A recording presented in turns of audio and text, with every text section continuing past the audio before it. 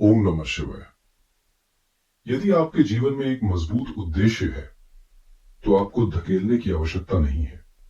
आपका जुनून आपको वहां ले जाएगा। जब किसी व्यक्ति को अपने जीवन का एक सार्थक उद्देश्य मिल जाता है तो उसे बाहरी प्रेरणा या किसी के दबाव की आवश्यकता नहीं होती है। वो उद्देश्य एक आंतरिक शक्ति बन जाता है जो उसे लगातार आगे बढ़ने के लिए प्रेरित करता है। आज हम बात करने वाले हैं कुंभ लग्न के जातकों के लिए कि आने वाला सप्ताह यानी 25 अक्टूबर से लेकर 31 अक्टूबर 2025 तक का समय आपके जीवन की नदी को किस दिशा में ले जाने की संभावनाएं बना रहा है। हम हर एक ग्रह गोचर को, हर एक दिन को बहुत ही गहराई से और विस्तार से समझेंगे, तो मेरे साथ इस पूरी ज्योतिषीय यात्रा में अंत तक बने रहिए। दोस्तों, जब भी हम किसी सप्ताह का विश्लेषण करते हैं तो हम सबसे पहले ये देखते हैं कि उस सप्ताह की सबसे बड़ी खगोलीय घटना क्या है। वो कौन सा ग्रह है जो अपनी चाल बदलकर पूरे सप्ताह की ऊर्जा को परिभाषित करने वाला है।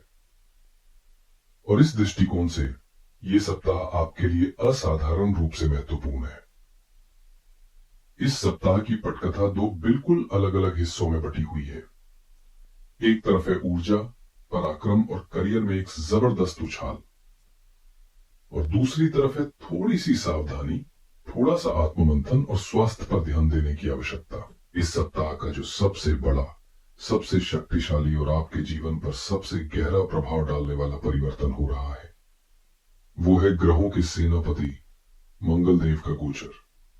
जी हाँ, 27 अक्टूबर को मंगल देव आपके भाग्य के घर यानी नवम भाव से अपनी यात्रा पूरी करके आपके कर्म क्षेत्र यानी आपके दशम भाव में अपनी ही स्वराशि वृश्चिक में प्रवेश कर रहे हैं। ज्योतिष में दशम भाव को आपके करियर, आपके प्रोफेशन, आपके मान सम्मान, आपकी प्रतिष्ठा का घर माना जाता है। और मंगल ऊर्जा, एक्शन, साहस और महत्वाकांक्षा के कारक है। जब मंगल अपने ही घर में कर्म स्थान पर आकर बैठते हैं तो ये एक प्रकार का दिग्बली प्रभाव पैदा करता है।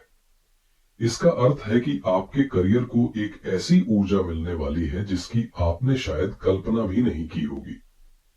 ये समय आपके प्रोफेशनल जीवन में एक शंखनाद की तरह है जो आपको आगे बढ़ने के लिए ललकार रहा है। लेकिन सिक्के का दूसरा पहलू भी है। जैसा कि आपके लिए दिए गए आंकड़ों में स्पष्ट रूप से चेतावनी दी गई है, 28 अक्टूबर से लेकर 31 अक्टूबर तक का समय सावधानी की मांग कर रहा है। और यह सावधानी 3 क्षेत्रों पर केंद्रित है: आपका स्वास्थ्य, आपके शत्रु और आपका कर्ज। इस सावधानी का मुख्य कारण है सप्ताह के अंत में चंद्रमा की स्थिति। चंद्रमा, जो हमारे मन और भावनाओं का कारक है, 28 और 29 तारीख को आपके 12वें भाव से और 30 और 31 तारीख को आपके पहले भाव से गोचर करेंगे। ये दोनों ही भाव ज्योतिष में बहुत संवेदनशील माने जाते हैं। तो कुल मिलाकर यह सप्ताह आपको एक संदेश दे रहा है: अपनी पूरी ऊर्जा अपने करियर में लगाओ, लेकिन इस प्रक्रिया में अपने स्वास्थ्य, अपने फाइनेंस और अपनी मानसिक शांति को नजरअंदाज मत करना। अब हम इस सप्ताह के हर एक दिन की ऊर्जा को चंद्रमा के गोचर के माध्यम से और भी गहराई से समझने का प्रयास करते हैं। सप्ताह की शुरुआत बहुत ही शुभ और सकारात्मक ऊर्जा के साथ हो रही है। शनिवार 25 अक्टूबर और रविवार 26 अक्टूबर, इन दोनों ही दिन चंद्रमा आपके 11वें भाव में धनु राशि में विराजमान रहेंगे। ज्योतिष में 11वां भाव लाभ स्थान कहलाता है। यह हमारी आय, हमारे लाभ, हमारी इच्छाओं की पूर्ति, हमारे बड़े भाई बहनों और हमारे सोशल नेटवर्क का घर है। तो 25 और 26 तारीख को आपका पूरा ध्यान इन्हीं क्षेत्रों पर केंद्रित रहेगा। विशेष रूप से 25 अक्टूबर को विनायक चतुर्थी भी है, जो एक बहुत ही शुभ संयोग है। आप अपने दिन की शुरुआत गणपति की आराधना से कर सकते हैं। ये दिन नए कामों की शुरुआत के लिए, नए लोगों से मिलने के लिए और अपने भविष्य के लक्ष्यों की प्लानिंग करने के लिए बहुत उत्तम है। आपको अपने दोस्तों के साथ समय बिताने का मौका मिल सकता है या किसी सोशल गैदरिंग का हिस्सा बन सकते हैं, जहां से आपके लिए लाभ के नए रास्ते खुल सकते हैं। अगर आपका कोई पैसा कहीं रुका हुआ है तो उसे वापस पाने के लिए प्रयास करने का ये सही समय है। संभावना बन रही है कि आपको सकारात्मक परिणाम मिले।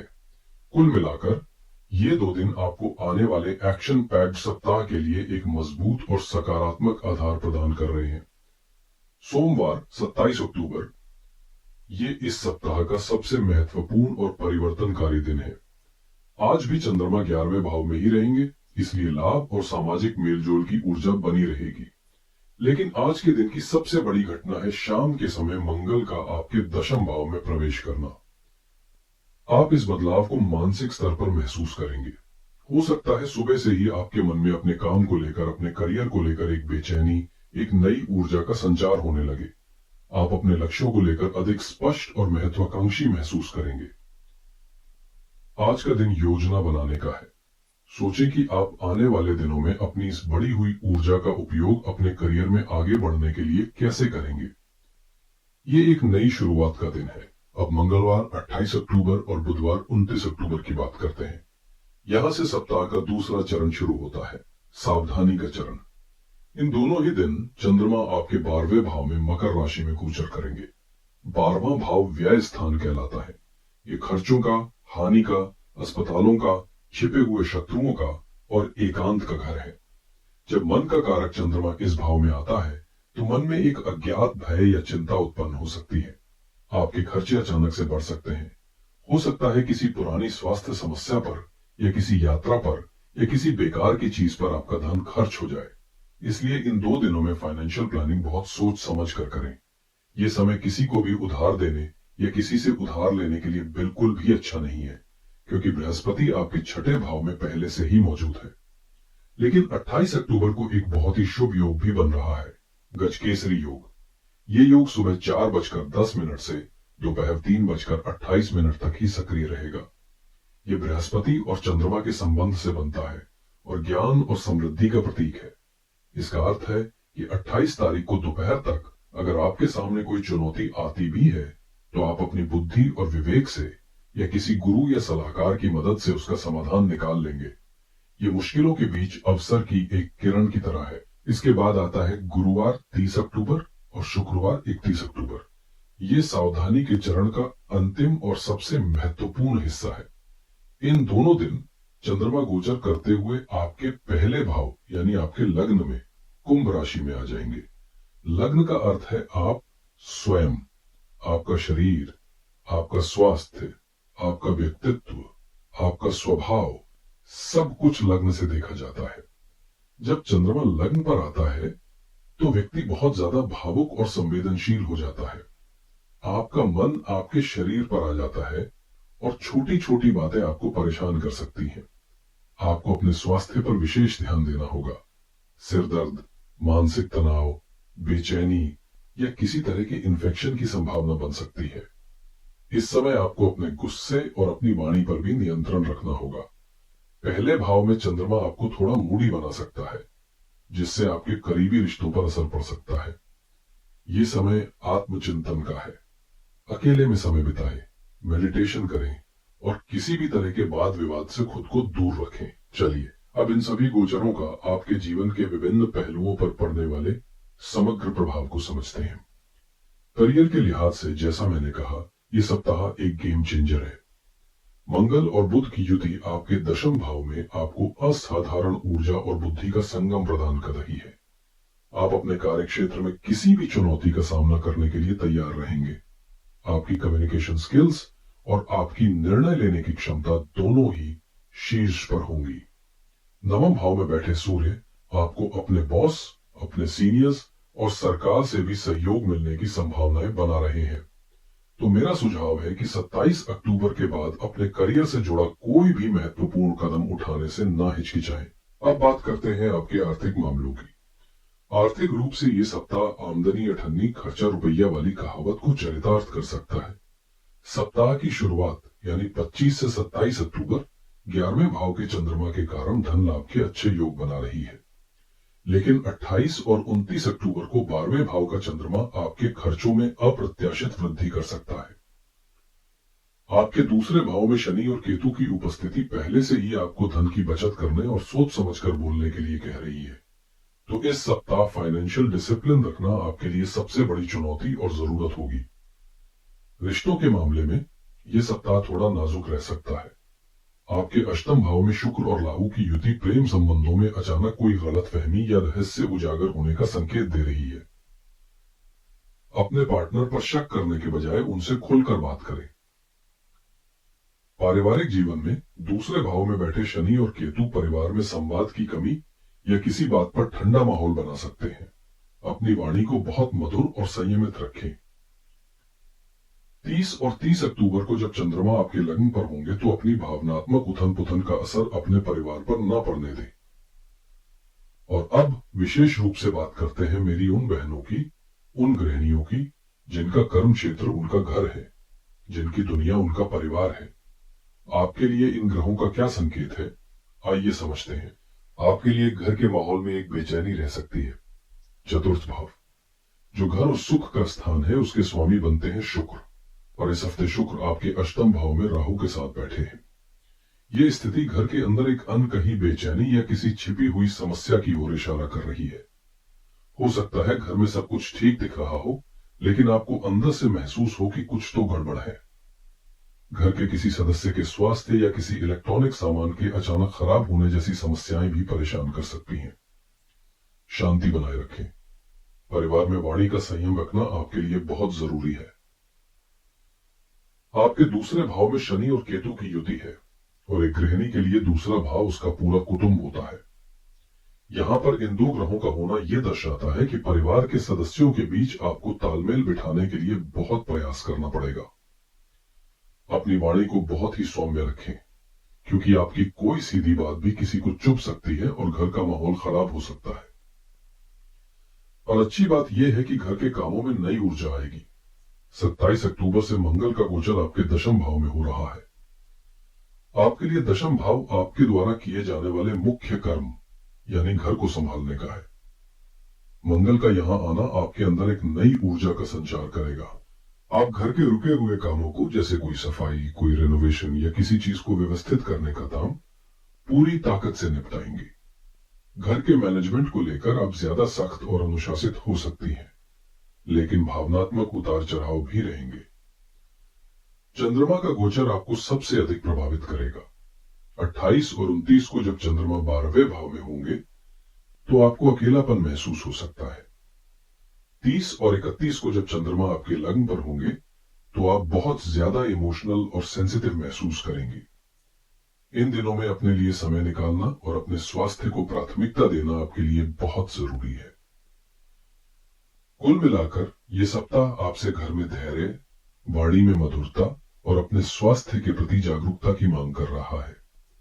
स्वास्थ्य के मोर्चे पर यह सप्ताह आपका सबसे बड़ा फोकस एरिया होना चाहिए।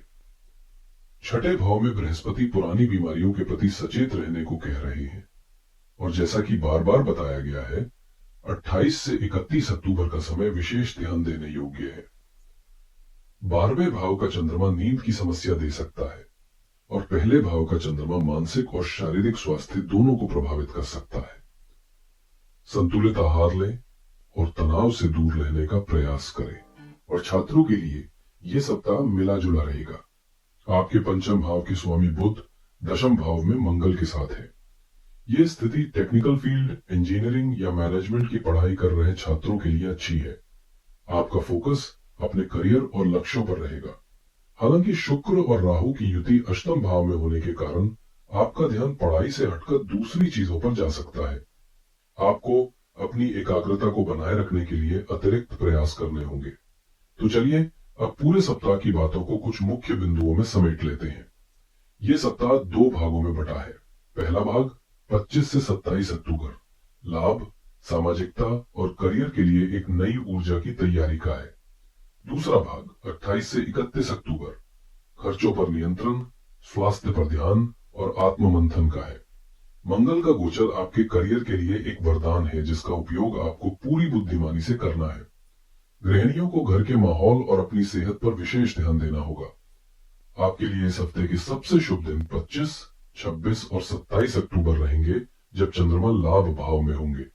इसके अलावा 28 अक्टूबर को दोपहर 3:28 तक गजकेसरी योग का समय किसी भी महत्वपूर्ण कार्य के लिए विशेष रूप से शुभ रहेगा। इस हफ्ते आपको सबसे बड़ी सावधानी 28 अक्टूबर के बाद अपने स्वास्थ्य, अपने खर्चों और अपनी वाणी को लेकर बरतनी है। किसी भी तरह की लापरवाही से बचे। अब मैं आपको कुछ बहुत ही सरल और प्रभावी उपाय बता रहा हूं जो आपको सप्ताह की चुनौतियों से लड़ने में मदद करेंगे। पहला उपाय है गणपति अथर्वशीर्ष का पाठ। 25 अक्टूबर को विनायक चतुर्थी है। इस दिन से शुरू करके पूरे सप्ताह या कम से कम बुधवार को भगवान गणेश को दूर्वा अर्पित करें और गणपति अथर्वशीर्ष का पाठ करें। ये उपाय आपके दशम भाव में बैठे बुध को बल देगा और करियर में सही निर्णय लेने में मदद करेगा। दूसरा उपाय है मंगल की ऊर्जा को सही दिशा देगा। 27 अक्टूबर के बाद मंगल आपके कर्म भाव में अति ऊर्जावान हो जाएंगे। इस ऊर्जा को सकारात्मक दिशा देने के लिए हर दिन सुबह उठकर कुछ देर व्यायाम या योग करें और मंगलवार के दिन हनुमान जी को सिंदूर और चमेली का तेल अर्पित करें। यह आपको अनावश्यक क्रोध और आक्रामकता से बचाएगा। तीसरा उपाय है शुक्र और राहु की शांति के लिए। घर में शांति बनाए रखने के लिए विशेषकर गृहिणियां शुक्रवार के दिन मां लक्ष्मी की उपासना करें और सफेद मिठाई का भोग लगाएं। इसके बाद उस प्रसाद को पूरे परिवार में बांटें।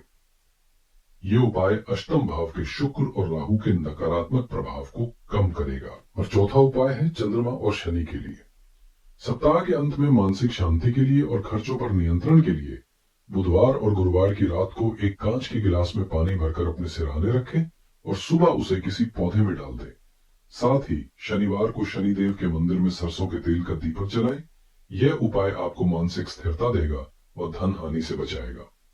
तो ये था कुंभ लग्न के जातकों के लिए इस सप्ताह का विस्तृत और गहन विश्लेषण। मुझे पूरी उम्मीद है कि यह जानकारी आपके लिए एक मार्गदर्शक का काम करेगी और आप अपने विवेक और कर्मों से इस सप्ताह को अपने लिए बेहतरीन बना पाएंगे।